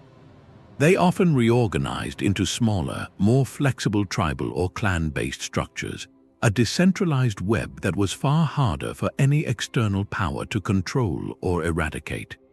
This shift from a hard target to a fluid, distributed network is not a failure. It is a profound success story of resilience. It is a history of choosing survival over symbolism, of preserving the community by letting go of the crown. The archaeological record of such a transition is notoriously subtle. You will not find a layer of ash marking the fall of a tribal network. Instead, you might see the grand buildings of a capital city fall into disrepair and stop being maintained, while at the same time, in the surrounding hills and valleys, there is a resurgence of smaller, simpler settlements.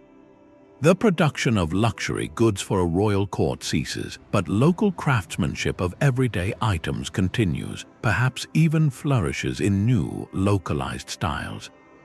The imported coins stop flowing in, replaced by barter or local forms of value, To an archaeologist trained to look for states, this looks like decline, a descent into a dark age.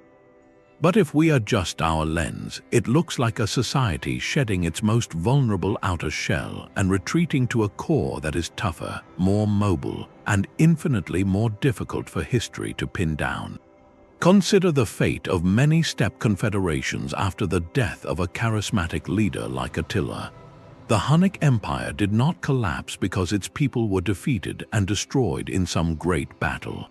It fragmented because the personal alliances that held it together were tied to one man. Without that centralizing figure, the logic of the network reasserted itself. The various groups that had composed the Hunnic force simply reverted to their own leadership, carrying with them the skills, the connections, and the memories of their time at the center of power. They did not vanish, they dispersed, seeding their influence across a wide landscape and eventually blending into new political formations. Their political superstructure dissolved, but the human and cultural substrate remained active, becoming ingredients in the next chapter of history. This pattern repeats in the desert fringes. When the Roman Empire's grip on its eastern frontiers weakened, the sophisticated client kingdoms like the Ghassanids could no longer rely on imperial subsidies and recognition. The title of Phylarch from Constantinople meant little, so what happened? The large, showy encampments that mimicked cities likely shrank or were abandoned.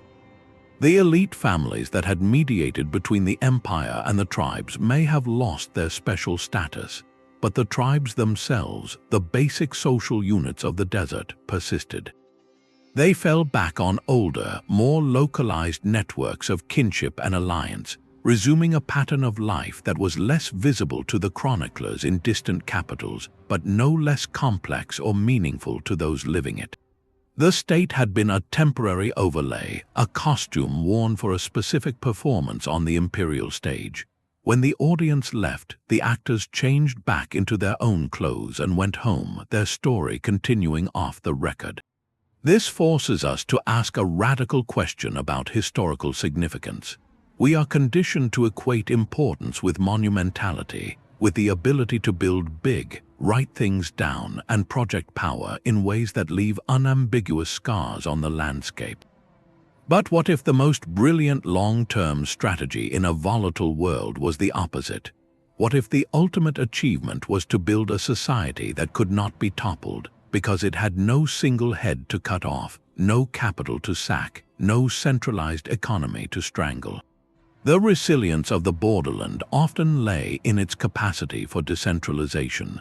A tribal network could absorb a shock, like a military defeat or a drought, by simply flexing. One group might take losses, but the knowledge, the genes, and the traditions would survive in neighboring groups connected by marriage and custom. Leadership was situational and could emerge from any part of the web as needed. This kind of power is ghostly to the methods of traditional history and archaeology. It leaves behind a scatter of similar pottery styles over a wide area rather than a palace archive. It leaves oral epics that mutate with each telling rather than carved royal annals. It is a history written in relationships, not in stone, and relationships are the first thing to fade when the people who maintain them are gone. So when we stare at a map and see a vibrant kingdom like Caucasian Albania or the Lakhmid realm suddenly cease to be mentioned in the chronicles, we should not simply assume tragedy and erasure. We should consider the possibility of a conscious, collective decision to step back from a game that was no longer worth playing. The people did not disappear. They simply stopped performing the role of a centralized state for an imperial audience that was no longer paying the right price. They returned to an older, deeper rhythm of life, one that left fewer traces for us but offered them the priceless commodity of continuity.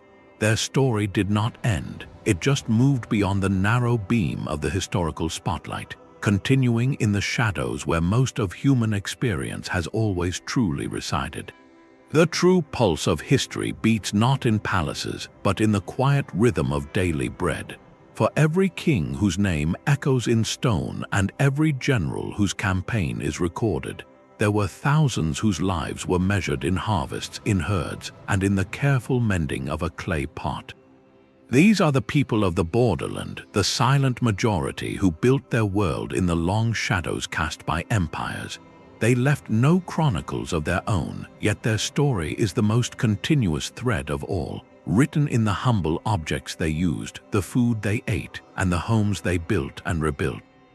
This is a history written in fingerprints pressed into drying clay and in the bones of the animals they tended. To understand the borderland is to listen for this quiet, relentless hum of ordinary life, a testament to resilience that outlasted every imperial decree. Archaeology becomes a tool for listening to whispers. In the soil layers of a modest hilltop village overlooking a strategic pass, we find no treasure hoards or royal inscriptions. Instead, we find the durable debris of existence. The broken pieces of a cooking pot tell a profound story. Its shape might be a local design, familiar for generations, but the technique used to fire it shows a higher temperature learned from a traveling potter who once worked for the Roman legion down the valley. The grain seeds found in a storage pit, carbonized by a long-ago fire, reveal a diet adapted to uncertainty. Alongside the traditional barley, there might be traces of millet, a hardy crop that ripens quickly, a sensible choice for farmers who never knew when conflict might force them to abandon their fields before the main harvest.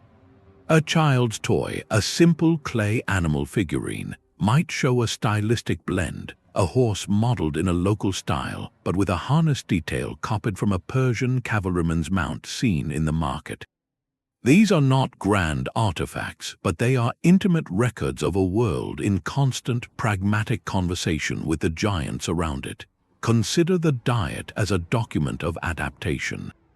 Isotope analysis of human remains from borderland burial sites allows scientists to read a chemical biography of what a person ate over their lifetime. The results often paint a picture of astonishing flexibility. An individual might show a childhood diet heavy in meat and dairy, suggesting a family deeply tied to herding on the open steppe. But in their later years, the chemical signature shifts to include more cultivated grains, indicating a move to a more settled, agricultural life in a river valley, perhaps after their clan formed an alliance with a farming community. This is not a story of conquest, but of gradual, personal integration. Another skeleton from a garrison town might show a diet incorporating exotic foods like peppercorns or dates, luxuries that flowed along the trade routes they were paid to protect, a small material reward for a life spent on the frontier's edge. Their bones become ledgers of a life spent navigating between different ways of living. The architecture of the everyday was an exercise in strategic impermanence. In the fertile foothills between empires, a farmer's house was not built for the ages. Its walls were of mud brick on a stone foundation, materials that could be sourced locally and repaired easily. Its roof was timber and thatch. When archaeologists uncover such a home, they often find evidence of multiple phases, walls rebuilt on slightly different alignments, floors patched and raised. This speaks of a life lived in cycles of abandonment and return. A family might flee into the high pastures when rumors of army movements reached them, only to come back months or years later to rebuild from the rubble. Their commitment was not to a specific plot of land as an eternal possession, but to a territory, a network of familiar places, fields, pastures, and hideouts that together formed a landscape of survival. Their wealth was not in fixed property, but in mobile assets, in their knowledge of hidden springs and defensible caves, and in the resilience of their social bonds with neighboring families who could offer shelter. The soldier stationed at a remote frontier fort experienced a different kind of borderland life, one of profound duality. He might wear the standardized armor and carry the pay of a distant emperor, but his daily reality was shaped by the land and people around him. Archaeological digs at such forts reveal a fascinating cultural seepage. Alongside the official issue pottery for his meals, He might have a personally purchased, locally made drinking cup decorated in a style his superiors would deem barbaric. His trash pits contain the bones of local game he hunted to supplement his rations, and seeds from fruits that grew wild in the nearby hills. He might marry a woman from a local community, and their children would grow up speaking the language of the garrison and the dialect of their mother's village, becoming living bridges between two worlds. His loyalty, when tested, could be a complex calculation, weighing the abstract authority of a far-off Caesar against the immediate safety of his family and the community he had joined on the frontier. His story is one of a uniform that could never fully contain the human being inside it. This continuous, adaptive rhythm of ordinary life forms the true bedrock of history. Empires rose and fell, their borders swelling and contracting like a tide. But the farmer planting his mixed grains, the herder moving his flocks between seasonal pastures, the trader calculating profit in a dozen different currencies, they were the constant. Their innovations were quiet but world-changing. The slow, selective breeding of a hardier strain of wheat, the refinement of a saddle design that allowed for longer travel, the preservation of a folk tale that carried a map of ancient routes within its verses. Their history is not one of dates and battles, but of generations, of small, cumulative decisions that allowed communities to persist. When an imperial administration collapsed, the bureaucrats packed their scrolls and left. But the potter still knew how to turn local clay into a usable vessel. The farmer still knew when to plant. The network of kinship and mutual obligation still functioned. The state was a temporary guest, but the people were the permanent landscape. The silence surrounding their names is not a void, it is a different kind of record. It is the record of a success so complete it needed no monument. Their legacy is the very fact of continuity, the unbroken thread of human ingenuity and social cohesion that wove through the grand tapestry of empires, providing its strongest, if most invisible, strands.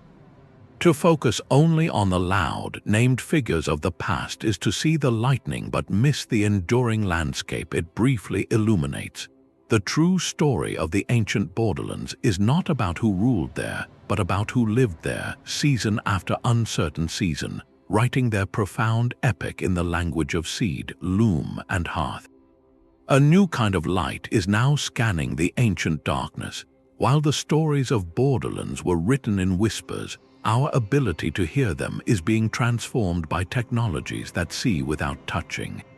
This revolution is led by tools that peer through dense jungle canopy, map subtle undulations in empty deserts, and detect buried walls from the sky, allowing archaeologists to finally survey the vast, inaccessible landscapes where empires met.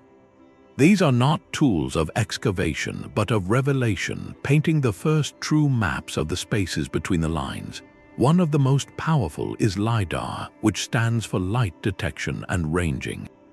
Imagine flying a specialized scanner over a mountainous jungle region, like the contested frontiers between ancient Maya city-states. The laser pulses penetrate the thick vegetation, bouncing off the solid ground below. When the data is processed, stripping away every single tree and bush, the landscape that emerges is not a wilderness. It is a meticulously engineered terrain. Suddenly, you see a web of raised causeways connecting hidden settlements, terraced hillsides for agriculture that no one knew existed, and remote fortresses perched on ridges, all invisible to the human eye for 1,000 years. LiDAR does not just find a single site, it reveals an entire hidden geography of interaction and defense, showing how a borderland was actively managed, lived in, and contested. It turns a blank space on the map into a complex neural network of human activity. From even higher up, the silent eye of the satellite is rewriting history. Analysis of multispectral and high-resolution satellite imagery allows researchers to identify features based on subtle differences in soil moisture, plant growth, and shadow. In the arid steppe or the Syrian desert, where mud brick walls have long since melted back into the earth, they leave a trace. the soil composition over a buried wall is slightly different, affecting how much moisture it retains. This, in turn, affects the growth of the sparse vegetation above it. From space, a trained analyst can see a faint line of greener or drier plants tracing the precise rectangle of a forgotten fort or the curve of an ancient irrigation channel. These crop marks and soil marks outline entire cities that are completely flat and invisible at ground level. Researchers have used this to map the sprawling extent of caravan stopovers in the Arabian desert, or identify the outlines of nomadic seasonal campsites on the Eurasian plains, sites that would have taken decades of ground survey to stumble upon if they were found at all. Closer to the ground, geophysical survey acts like an X-ray for history. Techniques like ground-penetrating radar and magnetometry are carried across a field or a valley floor. They send signals into the earth and listen for the echoes. A buried stone foundation, a filled-in ditch, or a hearth full of fired clay will return a different signal than the surrounding soil. Walking in a careful grid, researchers can build up a detailed subsurface map of what lies beneath, revealing the ghostly floor plans of buildings, the layout of streets, and the outlines of defensive ditches without ever lifting a shovel. This is particularly transformative for understanding borderland sites that were occupied briefly or seasonally. You might survey a high mountain pass and discover the faint but clear imprint of a rectangular barracks and a series of small storage pits, evidence of an imperial outpost that was manned for only a few generations before being abandoned. Another scan might reveal the circular patterns of post holes from yurts or tents, the temporary architecture of a nomadic group that left no permanent ruins, only these magnetic shadows in the soil. The true power of these tools is not in finding isolated treasures, but in revealing systems. They allow archaeologists to shift their perspective from the site to the landscape. Instead of digging one fort, they can now map a whole chain of them, seeing how they were positioned to communicate with beacon fires, control access to a river valley, or monitor a traditional migration route. They can trace the faint paths of ancient roads that connected oasis towns, roads that avoided the official imperial highways, suggesting a parallel local network of exchange. This landscape approach answers the fundamental borderland questions. How was this space actually used? Where were the choke points, the marketplaces, the safe havens? The technologies provide the broad canvas, showing the strategic logic written into the land itself, a logic that the empires often tried to impose but that local communities navigated and subverted. For the first time, we are not just finding fragments of the story, we are seeing the stage upon which the entire drama was performed, complete with its hidden exits, its secret passages, and its forgotten backdrops. These scattered stories from mountains, deserts, and steppes begin to whisper a single, coherent truth. When we step back from the individual mysteries of the Caucasus, Palmyra, or the Xiongnu, a set of powerful patterns emerges, a shared logic that governed life in the spaces between empires. The first and most visible pattern is the relentless hybridity of everything. In these zones, purity was a liability. The most successful communities were cultural alchemists, blending artistic styles, religious practices, and languages into something new and uniquely suited to their position. A funerary portrait from Palmyra doesn't look fully Roman or fully Persian, it looks Pomeran. The gold of a Scythian chieftain bears the influence of Greek craftsmanship, but the swirling animal scenes are purely of the steppe. This wasn't mere imitation, it was a strategic creation of a third identity, one that allowed a people to engage with multiple powerful neighbors without being fully absorbed by any one of them. Their material culture became a diplomatic language, speaking to different audiences in different accents from the same object. This leads directly to the second pattern, a fundamental redefinition of power. For an empire, power was about controlling territory, drawing lines on a map, and taxing the land within them. But for the borderland, power was about controlling the flow. It was about commanding the mountain pass, the oasis well, or the river crossing. The wealth of Petra or a steppe confederation wasn't rooted in acres of farmland, but in their ability to tax, protect, and facilitate the movement of goods, people, and ideas. Their fortresses guarded routes, not borders. Their leaders were less like kings of a place and more like masters of a network, their authority measured in alliances, in loyalty sworn at a caravanserai, and in knowledge of the safest path through the dunes. This fluid form of power created the third unmistakable pattern, the cyclical and ephemeral nature of political formations. In the core of an empire, dynasties aimed for eternity, building in stone and writing histories for the ages.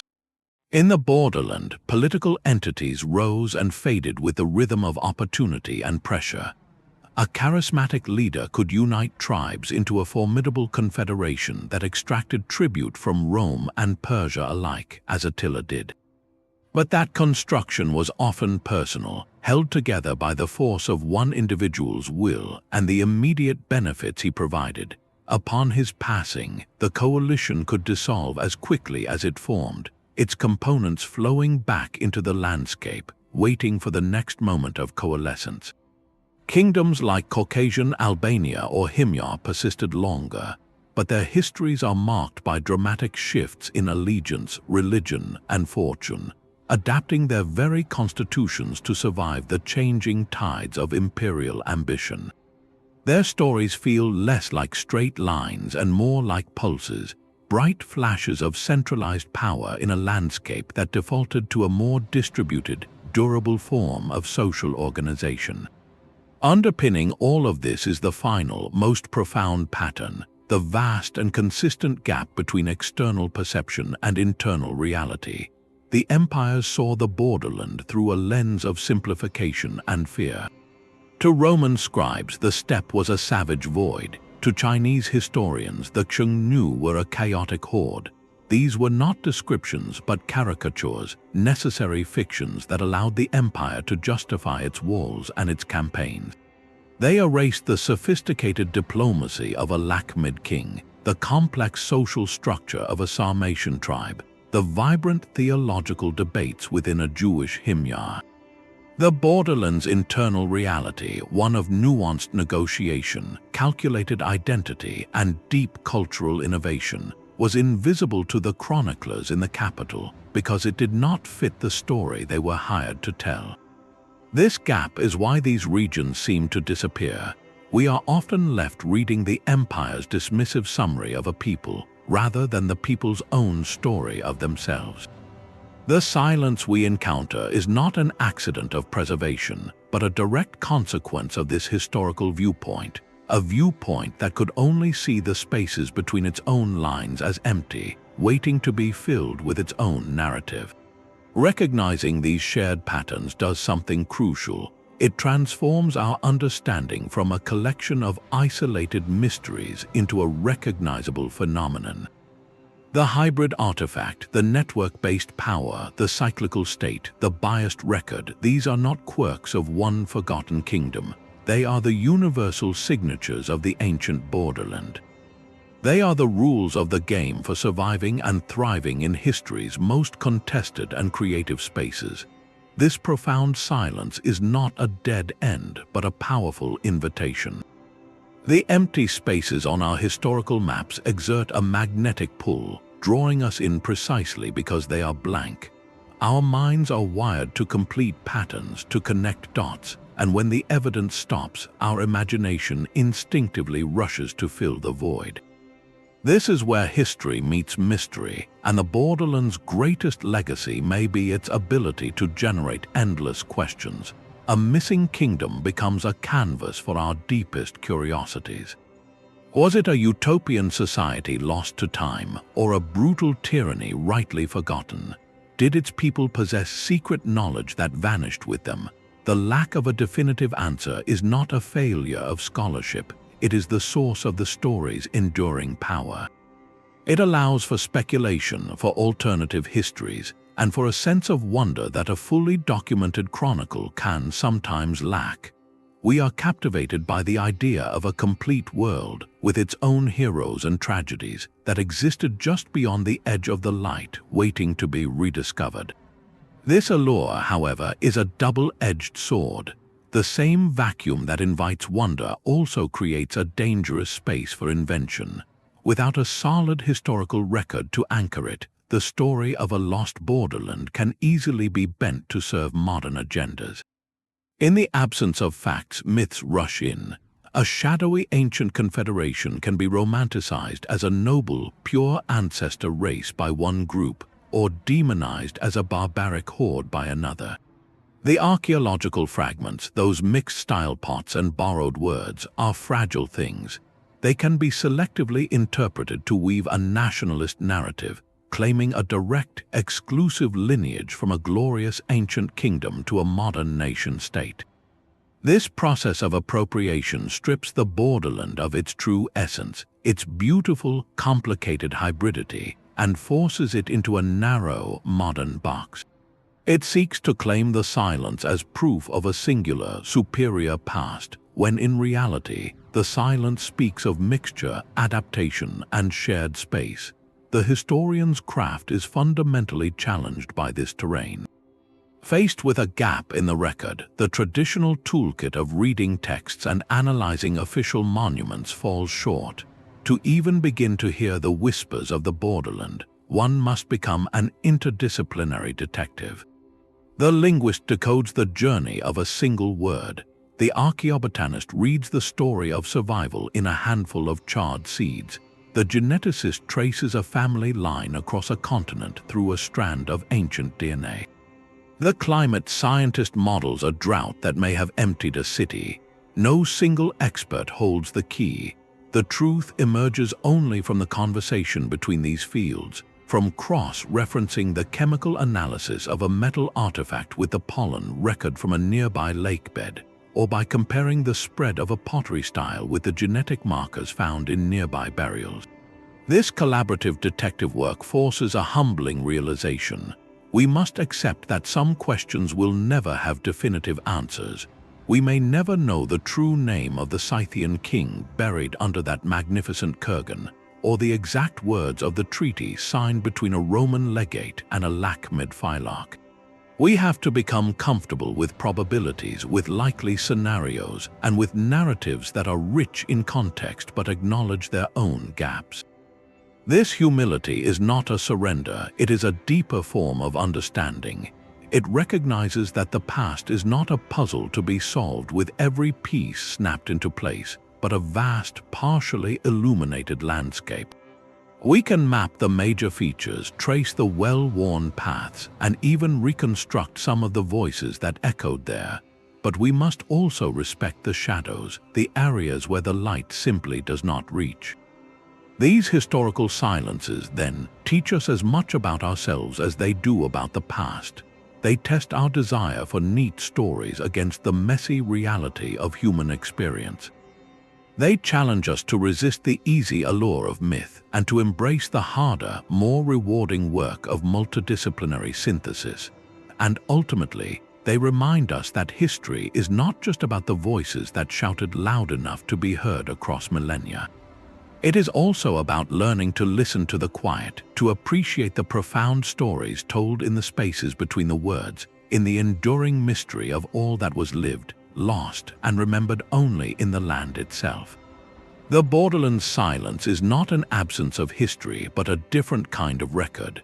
We began with a map of ancient empires, their bold territories colored in, and we asked why the spaces where they met seemed so blank, so lost to time. The journey through these corridors from the Caucasus passes to the Silk Road's whispering oases, reveals a powerful truth. These were not empty backwaters or chaotic buffer zones. They were central arenas of human history, the vibrant crucibles where cultures fused, technologies transferred, and political destinies were forged through endless negotiation. Their stories seem to be missing not because nothing happened there, but because of the specific ways history gets written and preserved and erased. The fluid power of a network-based society leaves fewer monuments than a stone-bound empire. the oral traditions of a nomadic confederation fade faster than the inscribed chronicles of a sedentary court. And the official historians in imperial capitals had little interest in documenting the complex, hybrid realities that challenged their simple narratives of control and civilization. The silence is a product, a shaped void created by the very forces that sought to define these spaces from the outside. To recover these lost narratives, we cannot rely on the loud, clear voices from the centers of power alone. We must become listeners in the quiet. We must read between the lines of Roman decrees and Persian inscriptions, searching for the faint echoes of the people they described as problems or allies. We must learn to interpret the strategic ambiguity of a mixed-style artifact, to hear the geopolitical statement in a sudden shift in burial rites, and to trace the journey of a borrowed word as it moves from one language to another, carrying a story of contact in its syllables. The evidence is there, but it speaks in whispers, from the strategic layout of a remote mountain fort, from the genetic legacy in a steppe burial, and from the stubborn survival of a language isolate in a high valley. It requires us to piece together a mosaic from fragments, using every tool from satellite imagery to ancient DNA analysis, accepting that some pieces will forever be lost, and that the final picture will always hold shadows. So the next time you look at a map of the ancient world, try to see not just the solid blocks of color labeled Rome, Persia, or Han. Train your eye to look for the jagged, fuzzy lines between them. See the mountain passes humming with caravans, the desert oases flickering with campfires, and the endless grasslands alive with movement. These dynamic, elusive spaces were not the edges of the story. They were the connective tissue of a connected world, the places where history was most alive, most inventive, and most human. Their missing narratives challenge us to remember that the past is always more complicated and more interesting than the borders we draw on it.